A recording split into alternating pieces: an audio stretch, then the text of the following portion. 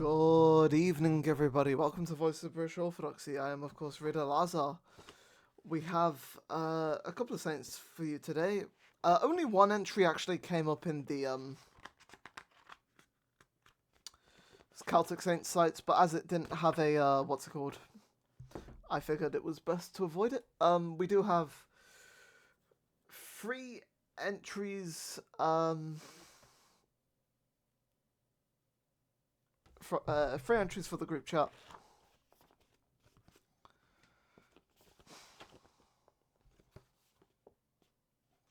Our first entry is for Saint Fidhalius, and he is from the 8th century. According to Colgan, Saint Fidhalius was the restorer and the founding abbot of Rayfin Abbey. The exact location of Rayfin Abbey is unknown, but it is generally believed to have been near present-day Longford, County Longford in Ireland. Saint Fidhalius reposed in 792.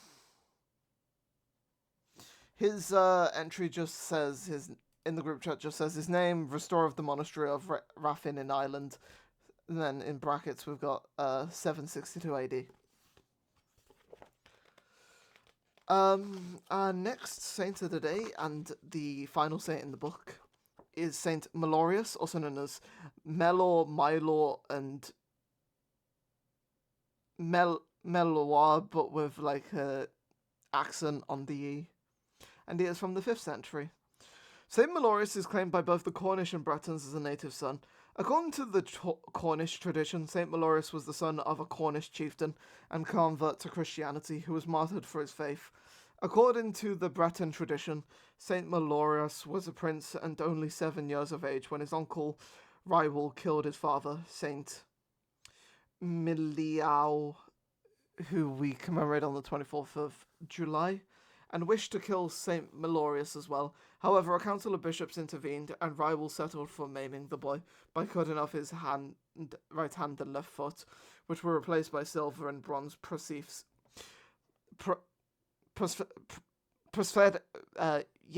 Respectively. Saint Melorius was then sent to live at Quimper Abbey in Brittany. At Quimper, his prostheses grew as he did and began to work as well as his natural limbs. When Saint Melorius reached the age of 14, Rywal decided that he must die and ordered his guardian to decapitate him. According to Church of England priest and hagiographer Sabine Baring-Gold, Saint Melorius was then buried at Lanmere in northwestern Brittany.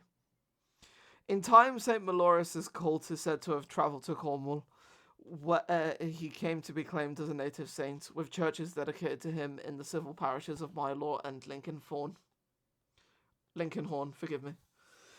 In the late 10th century, Saint Melorius' relics were enshrined at the Abbey of Saint Mary and Saint Melor at Amesbury in Wiltshire, England, of which he is one of the titular saints. Unfortunately, there is no reliable information to support any of the legends, and it is highly likely that there were several persons who might have become a composite known to us, Saint Melorius.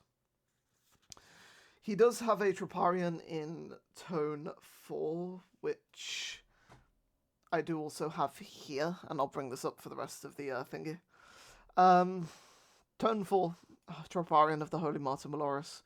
Jealousy and spite were thy enemies, O righteous Melorius. Yet despite poison and mutilation, thou didst not waver in the faith, and was found worthy to wear the crown of martyrdom.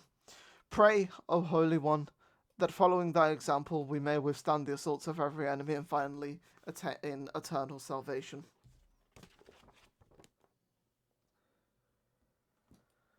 The group chat entry is Martyr Prince Melorius in brackets of Brittany. He was venerated with great devotion in the Abbey Church of Amesbury.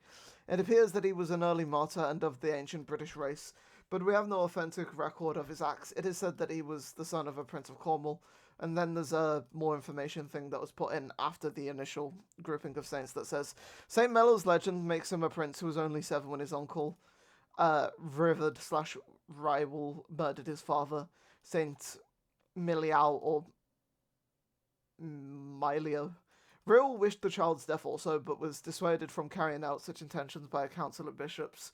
He decided to instead maim the boy, cutting off his right hand, later replaced by a silver prosthetic, and left foot, which was replaced with one of bronze. Melor was then sent away to Quimper Abbey to be educated. Here his metal limbs began to work as if they were natural and to grow along with him. By the time the prince was 14, River decided that he must die and ordered his guardian, the name looks like Serialton, to kill him. The boy was decapitated. Rivet is said to have touched the severed head and to have died 3 days later. There is one extra entry that is not in the group chat, and that is for Saint Wasnulf, who died in brackets, died C.650. He was a Scottish missionary in Condor-sur-Lesca in Hainaut, which is in Austrasia.